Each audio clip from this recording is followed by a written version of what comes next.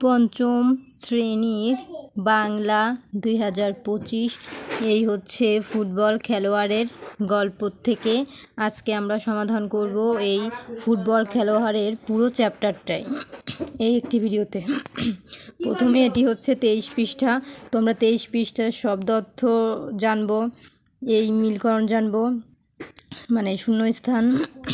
তারপরে যে প্রশ্নগুলো আছে এই প্রশ্নগুলো আমরা দেখব উত্তর। তারপরে 23 পৃষ্ঠার পরে চলে যাব আমরা এই যে 24 পৃষ্ঠায় আছে সমাধান, তো এগুলো আমরা সমাধান করব। এই যে 5 নাম্বার, 6, 7, 8, তারপরে এগুলো সমাধান করার পরে চলে যাব এই যে 25 পৃষ্ঠার সমাধানে। 25 পৃষ্ঠায় আছে 6 নাম্বার, 7, 8, তো এগুলো আমরা সমাধান করব। তো প্রথমে আমরা সমাধান করব 23 পৃষ্ঠা। তো 23 পৃষ্ঠায় প্রথমে আছে কবিতার মূল ভাব জেনে নিই। তো এটি হচ্ছে কবিতার মূল ভাব, তো আমরা ওটা পড়বো না, আমরা সরাসরি এই 2 নাম্বার দেখব, কারণ এই মূল ভাবে কোনো কিছু জানার নাই উত্তর। তো আমাদের মেন উত্তর আছে এই 2 নাম্বারে। 2 নাম্বারে কি আছে, শব্দগুলো পাঠ থেকে খুঁজে বের করি, অর্থ বলি। তো প্রথমে কি আছে, ক্ষত, তারপরে আছে পটি, তারপরে আছে মালিশ, তারপরে আছে কি ড্রিবলিং, বজ্র, তারপরে হচ্ছে কোলাহল, তারপরে কি আছে মহাকলরব। তাহলে আমরা এগুলার উত্তর এখন দেখব সরাসরি কি আছে। এই যে ক্ষত, ক্ষত মানে কি শরীরের কাটা স্থান বা আঘাত পাওয়া স্থান। তারপরে পটি, পটি মানে হচ্ছে কাপড়ের লম্বা টুকরা, এটা দিয়ে শরীরের কোনো স্থান বাঁধা থাকে। মালিশ, মালিশ মানে কি যে ওষুধ বা মলম চেপে চেপে শরীরে লাগাতে হয়। তারপরে কি আছে ড্রিবলিং, ড্রিবলিং মানে কি এটা ফুটবল খেলার সময় কৌশল। ইংরেজি ড্রাভেল শব্দের অর্থ হলো পায়ে পায়ে বল গড়িয়ে নিয়ে কৌশলে বল কাটিয়ে নিয়ে যাওয়া। তারপরে আছে বজ্র মানে কি ভীষণ শব্দ করে ঝড়ের আকাশে বিদ্যুৎ প্রকাশ পাওয়া বাজ। তারপরে আছে কোলাহল, কোলাহল মানে কি কোলাহল হলো অনেক মানুষের শোরগোল গোলমাল।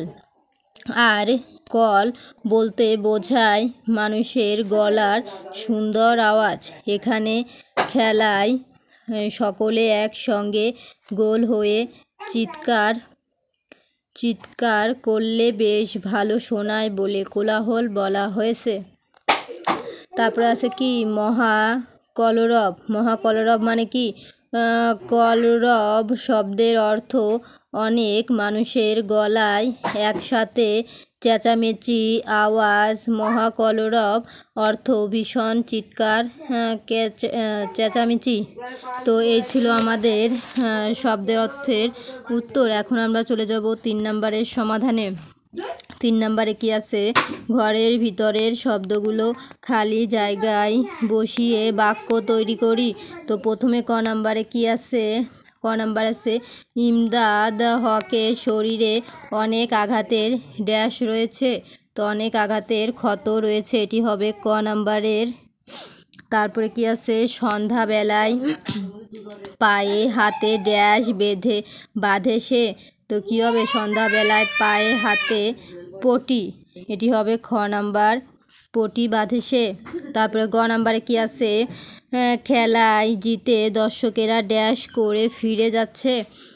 মহাকলরব, এই যে এখানে হবে গ নাম্বারের সমাধান। খেলায় জিতে দর্শকেরা মহাকলরব করে ফিরে যাচ্ছে। তারপরে ঘ নাম্বারে কি আছে টেবিলের ওপর ড্যাশ শিশুগুলো রাখা আছে। শিশিগুলো, টেবিলের ওপর ড্যাশ শিশিগুলো, সঠিক উত্তর হবে মালিশের। এই যেখানে হবে ঘ নাম্বার, টেবিলের ওপর মালিশের, এই যে মালিশের শিশিগুলো রাখা আছে। তারপরে বজ্র পড়ার শব্দে শিশুটির ঘুম ভেঙে গেল, এটি হবে উম নাম্বার। তো এই ছিল আমাদের সমাধান। এখন আমরা চলে যাব প্রশ্নের সমাধানে। তো এই হচ্ছে আমাদের প্রশ্ন তিনটি প্রশ্ন আছে ক খ গ। কতে আছে কি? তো আমাদের কতে প্রশ্ন আছে, সকালবেলায় ফুটবল খেলোয়াড় ইমদাদ হকের বিছানা শূন্য পড়েছিল কেন? এই যে সকালবেলায় ফুটবল খেলোয়াড় ইমদাদ হকের বিছানা, এই যে সকালবেলা আর এখানে লেখা আছে প্রভাত বেলা, একই প্রভাত বেলা। আর ওই মানে দুইটা, এখানে এটা লেখা আছে প্রভাত আর একজনের বইতে আছে সকাল, বিষয় একটাই। প্রভাত বেলায় বা সকালবেলায় ফুটবল খেলোয়াড় ইমদাদ হকের বিছানা শূন্য পড়ে আছে কেন? খ নাম্বার আছে টেবিলের ওপরে ছোট বড় মালিশের শিশি কবিকে উপহাস করেছে কেন? গ নাম্বার আছে কবিতায় ইমদাদ হকের খেলা ও দর্শকের আনন্দপূর্ণ। তো আমরা এখন প্রশ্নের উত্তর দেখব। এই যে সকালবেলায় ফুটবল খেলোয়াড় ইমদাদ হকের বিছানা শূন্য পড়েছিল কেন? উত্তর, খুব সকালে ইমদাদ হক খেলতে চলে গেছে বলে তার বিছানা শূন্য পড়েছিল। ইমদাদ হক একজন ফুটবল খেলোয়াড়, যে কারণেই হোক খেলায় জয়লাভ করা তার একমাত্র লক্ষ্য। তাই ব্যথার পরোয়া না করেই সে প্র্যাকটিসের জন্য খুব সকালে মাঠে চলে যায়। 2 নম্বরের সমাধান, টেবিলের ওপর ছোট বড় মালিশের শিশি কবিকে উপহাস করেছে কেন? উত্তর, ব্যথাকে পরোয়া না করায় ইমদাদ খেলতে চলে যাওয়ায় ছোট বড় মালিশের শিশিগুলো উপহাস করেছে বলে কবির মনে হয়। ইমদাদ হক ফুটবল খেলতে খুব ভালোবাসত, এজন্য সে কোনো বাধাকেই বাধা মনে করতো না। একদিন অসুস্থ ইমদাদকে দেখতে গিয়ে কবি জানতে পারেন অসুস্থ শরীর নিয়েই সে খেলতে চলে গেছে আর তার ঔষধগুলো টেবিলে পড়ে আছে। গ নাম্বার, ইমদাদ হকের খেলা নিয়ে দৈনিক পত্রিকায় কী লেখা হয়েছিল? তো এই ছিল আমাদের উত্তর। ইমদাদ হক একজন ফুটবল খেলোয়াড়, খেলায় জয়ী হওয়ায় তার জীবনের একমাত্র লক্ষ্য। খেলতে গিয়ে ইমদাদ হক কত শত আঘাত পায়, তবু সে সব কষ্টকে পরোয়া না করে সে খেলে এবং তার চেষ্টাতেই তার দল খেলায় জয়লাভ করে। তার জন্যই সকল দর্শক আনন্দ পায়।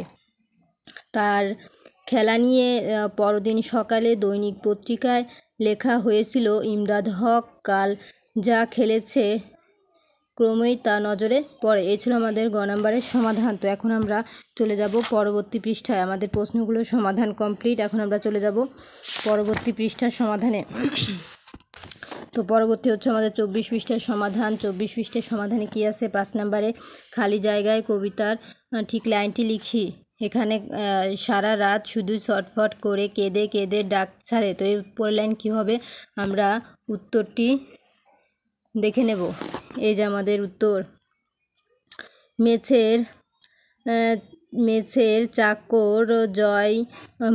চাকর হয় লবেজান শেখ দিতে ভাঙা হাড়ে, সারা রাত শুধু ছটফট করে কেঁদে কেঁদে ডাক ছাড়ে।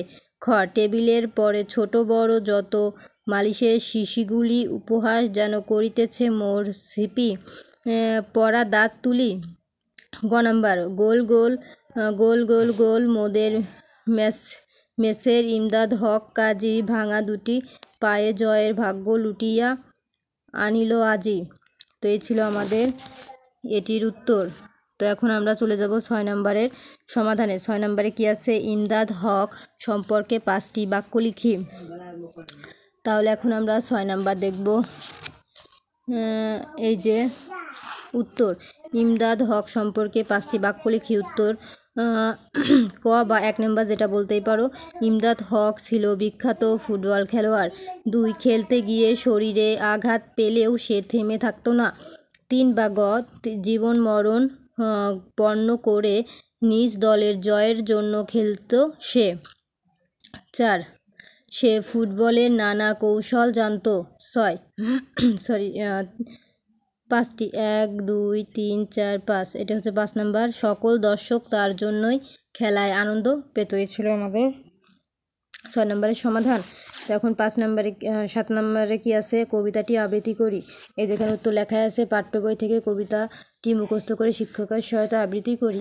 তো আমরা কবিতাটা আমরা আগের পৃষ্ঠায় দেখিয়েছি, কবিতাটি ওটা আবৃত্তি করার কথা বলা হয়েছে। তারপরে 8 নম্বরে কি আছে, 8 নম্বরে আছে কর্ম অনুশীলন। আমার প্রিয় খেলা নিয়ে একটি রচনা লিখি। তারপরে ফুটবল খেলা নিয়ে খেলা দেখতে যাওয়ার সময় ছুটি চেয়ে প্রধান শিক্ষকের নিকট একটা আবেদনপত্র লিখি। নিচের ফর্মটি খাতায় কাগজে লিখে পূরণ করি। তাহলে আমরা উত্তরগুলো দেখে নিই। এখানে বলছে আমার প্রিয় খেলা নিয়ে, তো আমার প্রিয় খেলা যার যার যে এটা প্রিয় খেলা সে সেটাই লিখবে। তাহলে আমরা লিখি, এই যে রচনা, ফুটবল খেলা, এটি রচনা করা হয়েছে সূচনা। পৃথিবীর অন্যতম জনপ্রিয় খেলা ফুটবল। ফুটবল খুবই উত্তেজনাপূর্ণ খেলা। বাংলাদেশে এই খেলা অত্যন্ত জনপ্রিয়। উৎপত্তি ও প্রচলন। ফুটবল খেলার উৎপত্তি নিয়ে মতভেদ আছে। প্রাচীনকালে মিশর, পারস্য, ব্যাবিলন, চীন প্রভৃতি দেশে বিভিন্ন নামে এই খেলা প্রচলিত ছিল। তবে আধুনিক ফুটবলের বিকাশ ঘটেছে ইংল্যান্ডে। খেলার উপকরণ। ফুটবল খেলার জন্য একটা সমতল মাঠের দরকার হয়। খেলোয়াড়রা 2 দলে বিভক্ত হয়ে মাঠে নামে এবং প্রতিটি দলে 11 জন করে খেলোয়াড় থাকে। মাঠের 2 প্রান্তে 2টি গোলপোস্ট থাকে। খেলার জন্য একটা বল প্রয়োজন হয়। খেলার নিয়ম। উভয় দলের মোট 22 জন খেলোয়াড় বল নিজেদের দলের রাখার এবং বিপরীত দলকে গোল দেওয়ার চেষ্টা করে। একজন রেফারি থাকেন যিনি খেলা পরিচালনা করেন। রেফারিকে সাহায্য করার জন্য 2 জন লাইন্সম্যান থাকেন। মাঝের 10 মিনিট বিরতি ছাড়াও 45 মিনিট করে মোট 90 মিনিট খেলা হয়ে থাকে। কেউ বিপক্ষ দলের খেলোয়াড়কে বিনা কারণে আঘাত করলে ফাউল হয়। গোল পোস্টের সামনে ডি বক্সের মধ্যে ফাউল করলে পেনাল্টি কিক দেওয়া হয়।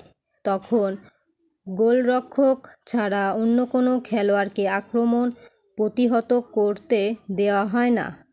বলটি কোনো পক্ষের গোলপোস্টের মধ্যে ঢুকে গেলে তাকে গোল বলে। যে পক্ষ বেশি গোল করতে পারে তারাই জয়ী হয়ে থাকে। উপকারিতা।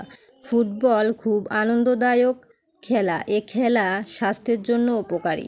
এতে শরীরের অঙ্গ প্রত্যঙ্গসমূহ প্রবল ও দৃঢ় হয়। অপকারিতা। এ খেলায় অনেক সময় হাত পা ভেঙে যাওয়ার সম্ভাবনা থাকে। এছাড়া দর্শকের উত্তেজনার জন্যেও অনেক দুর্ঘটনা ঘটে থাকে। উপসংহার। নির্মল, আনন্দদায়ক ও উপকারী খেলা হিসেবে ফুটবল খেলার জনপ্রিয়তা অনেক বেশি। আন্তর্জাতিক আসরের মধ্যে বিশ্বকাপ ফুটবল ও বিশ্ব অলিম্পিক ফুটবল খুবই জনপ্রিয়। তারপরে এই যে খ নম্বরে ছিল ফুটবল খেলা দেখতে যাওয়ার সাময়িক ছুটি চেয়ে প্রধান শিক্ষকের নিকট একটা আবেদনপত্র লিখি। এই হচ্ছে আমাদের খ নাম্বার। এই যে ফুটবল খেলা দেখতে যাওয়ার জন্য সাময়িক ছুটি চেয়ে প্রধান শিক্ষকের নিকট একটি আবেদনপত্র লিখি। তো আমরা খ নাম্বার উত্তর দেখি, 12ই মার্চ 2025। তেমন কি এটি যে তারিখে তোমরা লিখবা সেই তারিখ দিতে হবে, আর যে সাল সেই সাল। তার প্রধান শিক্ষক পূর্ণতারা গুনিয়া সরকারি প্রাথমিক বিদ্যালয়। এই জায়গায় তোমরা তোমাদের স্কুলের বা বিদ্যালয়ের নাম দিবে। দৌলতপুর, কুষ্টিয়া, মানে তোমরা তোমাদের এলাকা ঠিকানা দিবে। তারপরে আসবে বিষয়, ফুটবল খেলা দেখতে যাওয়ার জন্য সাময়িক ছুটির আবেদন। জনাব সবিনয় নিবেদন, এই যে আগামীকাল বেগুনবাড়ি সরকারি প্রাথমিক, এখানে কিন্তু তোমাদের বিদ্যালয়ের নাম হবে, তো এখানে আরেকটি নাম দেওয়া আছে, সরকারি প্রাথমিক বিদ্যালয়ে মাঠে শহীদ স্মৃতি ফুটবল টুর্নামেন্টের ফাইনাল খেলা অনুষ্ঠিত হতে যাচ্ছে। খেলাতে আমাদের স্কুলের সাথে কল্যাণপুর সরকারি প্রাথমিক বিদ্যালয়ের খেলা অনুষ্ঠিত হবে। স্কুল খোলা থাকায় এই টুর্নামেন্টের ফাইনাল খেলা দেখা থেকে আমরা বঞ্চিত হতে চলেছি। অতএব আগামীকাল সাময়িক ছুটির ব্যবস্থা করে আমাদের খেলাটি দেখার সুযোগ দিয়ে বাধিত করবেন। বিনীত সকল শিক্ষার্থীর পক্ষে মোহাম্মদ শরীফুল ইসলাম, মানে এটি যে লিখবে তার নাম, পঞ্চম শ্রেণী, যে শ্রেণীতে পড়ো সেই শ্রেণী, রোল নম্বর যার যেটা সেটা লিখবে। তো আমাদের খ নাম্বার কমপ্লিট। এখন গ নাম্বারে কি আছে, নিচের ফর্মটি খাতায় কাগজে লিখে পূরণ করি। এই যে এই ফর্মটি শিক্ষার্থীর নাম, মানে যে শিক্ষার্থী লিখবে তার নাম, তার বিদ্যালয়ের নাম, তার শ্রেণী, শিক্ষার্থীর পিতার নাম, তার মাতার নাম, বর্তমান ঠিকানা, তার গ্রামের নাম, উপজেলা, জেলা এবং ডাকঘর। তারপর এখানে লিখতে হবে এই যে গ্রাম, সড়ক নং, ডাকঘর, মহল্লা, উপজেলা, জেলা, জন্ম তারিখ। তো এগুলো আমরা এখন দেখব। তারপরে যেসব প্রতিযোগিতায় অংশগ্রহণ করতে ইচ্ছুক সেগুলো। তাহলে আমরা একবার উত্তরটি দেখে নিই বইয়ে কী দেওয়া আছে, কারণ তোমরা নাও বুঝতে পারো। এই হচ্ছে আমাদের গ নাম্বার। এই যে নিচের ফর্মটি কাগজে লিখে পূরণ করি। এই যে শিক্ষার্থীর নাম শাজনীন জাহান, তোমরা তোমাদের নাম দিবে যে লিখবে। তার বিদ্যালয়ের নাম এটি নারায়ণগঞ্জ সরকারি প্রাথমিক বিদ্যালয়, তোমরা তোমাদের বিদ্যালয়ের নাম দিবে। শ্রেণী পঞ্চম, তোমরা পঞ্চমী দিবে। তারপরে পিতার নাম আরিফুজ্জামান খান, তোমরা তোমাদের পিতার নাম দিবে। শিক্ষার্থীর মাতার নাম, তোমরা তোমাদের মাতার নাম দিবে। এখানে আছে শারমিন আক্তার, এখানে ফর্মটি পূরণ করা আছে, তোমরা তোমাদের ঠিকানা দিবে।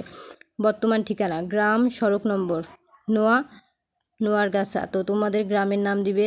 ডাকঘর, মহল্লা, উপজেলা, RS, তোমরা তোমাদের উপজেলার নাম দিবে, মানে ডাকঘরের নাম দিবে। তারপরে উপজেলা উল্লাপাড়া, তোমরা তোমাদের উপজেলার নাম দিবে। উপজেলা মানে কি, থানা, তোমরা তোমাদের থানার নাম দিবে। তারপরে জেলা মানে তো জেলায়, জেলার নাম এখানে আছে সিরাজগঞ্জ, তোমরা তোমাদের জেলা দিবে। তারপরে এখানে বলেছে স্থায়ী ঠিকানা, মানে তোমরা যে ঠিকানায় স্থায়ীভাবে আসো সেই ঠিকানা। এই যে নেওয়ারগাছা, এরা কিন্তু এখানেও নেওয়ারগাছা দিচ্ছে, তো তোমরা যে ঠিকানা এখানে দিবা সেটা এখানে। তারপরে ডাকঘর, এখানেও যেটি দিবা এখানেও সেটি। উপজেলা, এখানেও যেটি এখানেও সেটি। জেলা, এখানেও যেটি এখানেও সেটি। তারপরে আছে জন্ম তারিখ কি, তোমরা যে তারিখে জন্মগ্রহণ করেছো সেই তারিখটি। তারপর এখানে বলেছে যেসব প্রতিযোগিতায় অংশগ্রহণ করতে ইচ্ছুক।